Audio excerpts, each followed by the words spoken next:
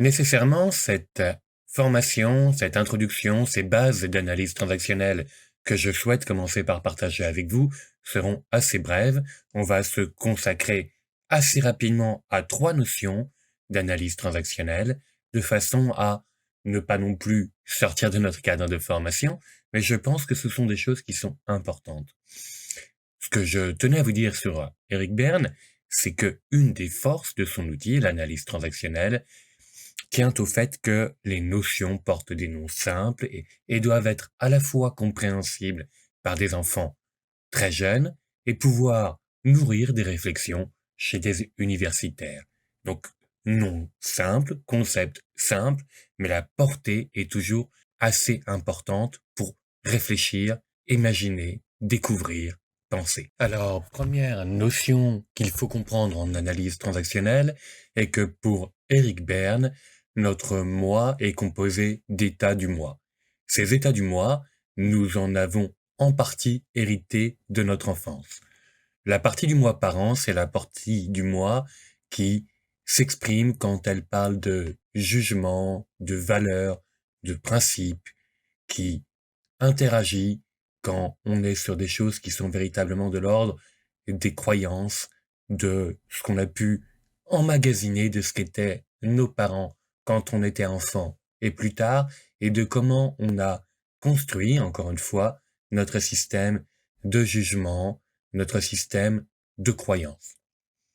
Le système adulte, l'état du moi adulte, est un état du moi qui est particulièrement neutre. Il y a des émotions, il y a des choses qui peuvent être dans l'état du moi adulte qui sont autre chose que simplement de l'ordinateur, de la computation, de l'analyse, mais très peu. C'est véritablement la partie qui cherche à analyser, à utiliser la rationalité, à utiliser les connaissances d'une façon neutre pour les transmettre, pour discuter, pour débattre, pour informer, pour échanger. Et puis on a la partie enfant qui joue un autre rôle qui est effectivement aussi quelque chose que nous avons construit quand nous étions nous-mêmes enfants, qui est cet enfant intérieur peut-être que nous pouvons retrouver dans d'autres théories, qui est porteur d'intuition, qui est porteur de jeu, qui est porteur d'envie, d'énergie, de joie de vivre, de rébellion aussi parfois. Et pourquoi c'est important de s'arrêter quelques secondes sur cette première modélisation, c'est parce que, en fait, quand on arrivera sur les archétypes, on retrouvera cette structuration, on pourra, et vous pourrez vous référer peut-être quand je parlerai de ces archétypes à comment tout cela s'organise en termes d'état du moi. On le fera parfois, et vous pouvez aussi vous faire les liens entre les archétypes, leur façon de fonctionner et quel est le parent, l'adulte et l'enfant, comment ils s'expriment, comment ils interagissent, et vous pouvez aussi le voir en vous.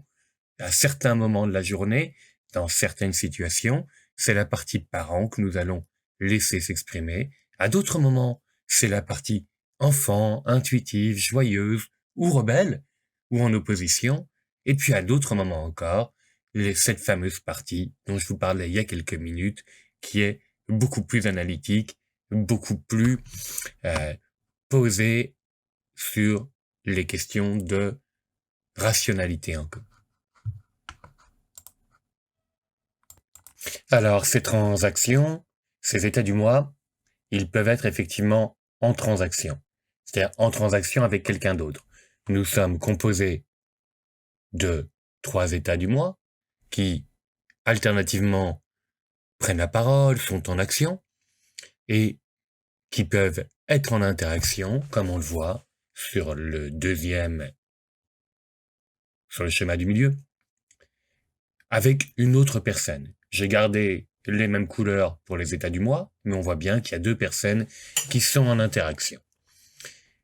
On va pas rentrer dans le détail des interactions, dans les détails des transactions, comme on les appelle en analyse transactionnelle, mais voir rapidement que là aussi, dans la process communication, on aura besoin d'imaginer ce qui peut se passer en termes de transactions entre les états du moi, selon les archétypes, selon les situations. On peut avoir des transactions qui sont des transactions parallèles. Typiquement, des parents qui parlent de leur enfant et qui sont sur les valeurs qu'ils souhaitent leur transmettre. Oui, les jeunes aujourd'hui regardent bien trop la télé, ils ne sont plus aussi attentifs qu'avant, je dois rapidement... Et puis, de l'autre côté, l'autre répondra aussi au nom de ses valeurs.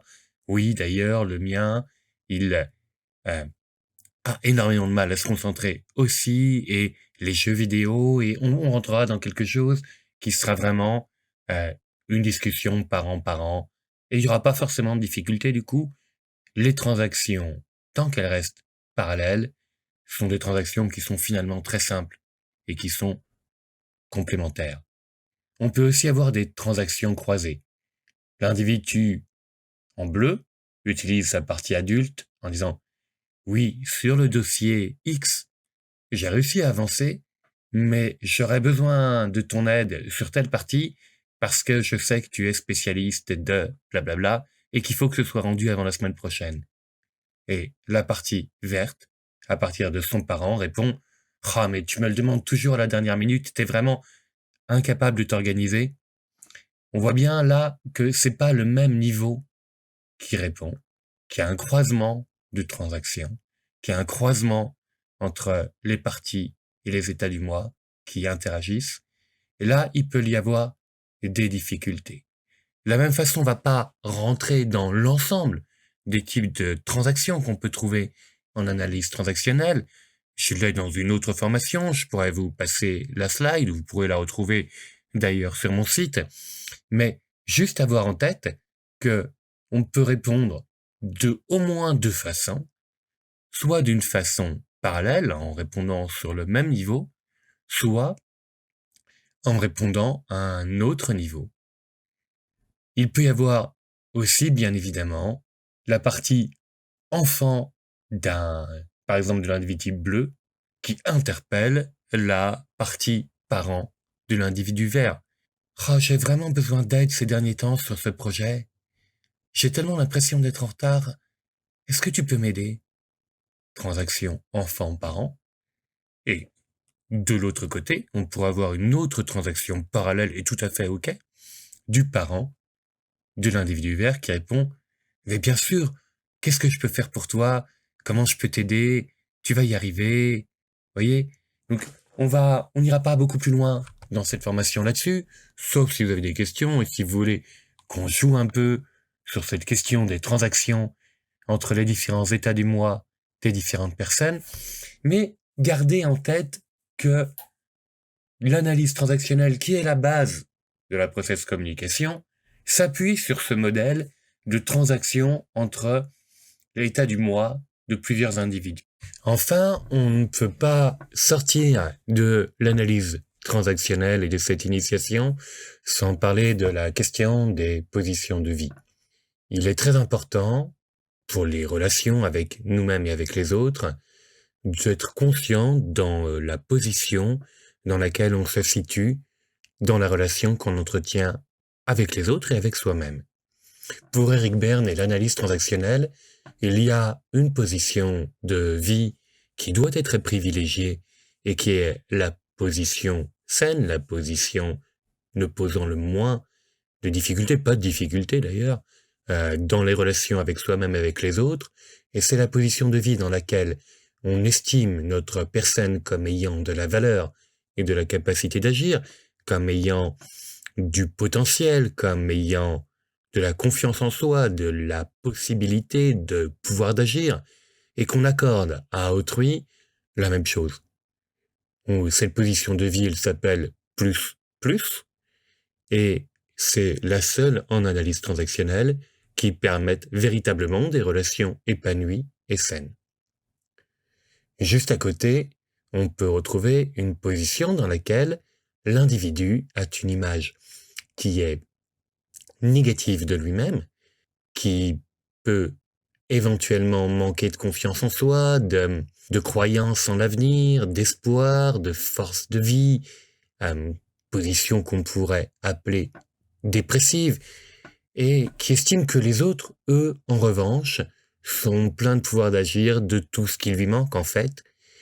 C'est une position de vie qu'on retrouve chez Cartman, si vous voulez aller plus loin dans son fameux triangle, est une position dans laquelle on est généralement en position de victime, c'est-à-dire d'infériorité.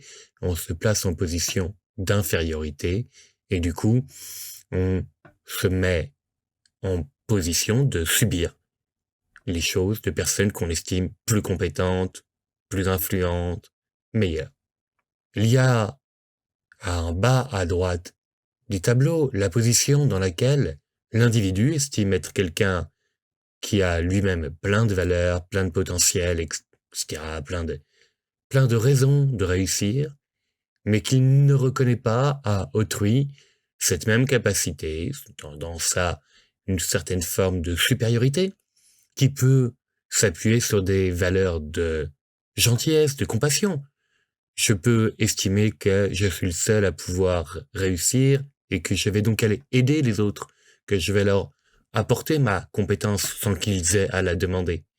Position du sauveur chez Cartman. Ou que les autres devraient me reconnaître mes compétences et du coup m'écouter et se soumettre, et que de toute façon, la personne qui a raison, c'est moi, qui est plutôt une position de persécuteur chez Cartman et dans le triangle.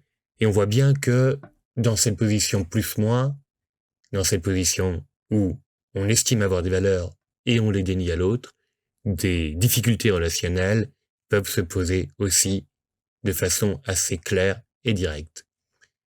Et enfin, la position moins, qui est une position relativement rare, mais qui se produit de temps en temps, et qui pourrait être une position véritablement dépressive pour le coup, de très forte dépression. Je n'ai aucune valeur, je sais pas faire grand chose, mais de toute façon, la situation de la société est telle aujourd'hui, personne n'en vaut la peine, rien n'en vaut la peine. Position un peu nihiliste, position un petit peu dépressive. Le mot qui vient vraiment quand j'imagine ce type de relation est véritablement rien ne vaut le coup. Et personne ne vaut le coup. Je ne vaux pas le coup. Vous ne valez pas le coup. Pourquoi c'est important là aussi? Parce que, comme je vous le disais, Berne, Cartman que j'ai introduit à travers la notion de triangle, je suis désolé de l'avoir introduit. Vous pourrez aussi regarder des vidéos pour vous former sur cette notion de triangle dramatique de Cartman. Vous pourrez regarder les miennes éventuellement. Et ces positions de vie vont intervenir dans la PCM parce que Taibbi Keller, il a été formé à tout ça, il appartient à ce cercle de l'analyse transactionnelle dans lequel ces outils se situent. Et donc, à chaque fois qu'on va parler de PCM, on va se baser véritablement sur ces trois outils qui sont les bases de l'analyse transactionnelle. Et puis elles sont intéressantes pour nous parce que, encore une fois, ce sont des outils de conceptualisation qui nous permettent de savoir comment nos relations sont aujourd'hui, quel est l'état de nos relations aujourd'hui, et est-ce qu'éventuellement on a glissé d'une position saine plus vers une autre? Est-ce qu'on a accepté une autre? Voyez? Donc, hyper important de bien se repérer sur ces trois outils et éventuellement de me poser des questions parce qu'on y passe rapidement, mais en vrai, c'est hyper important.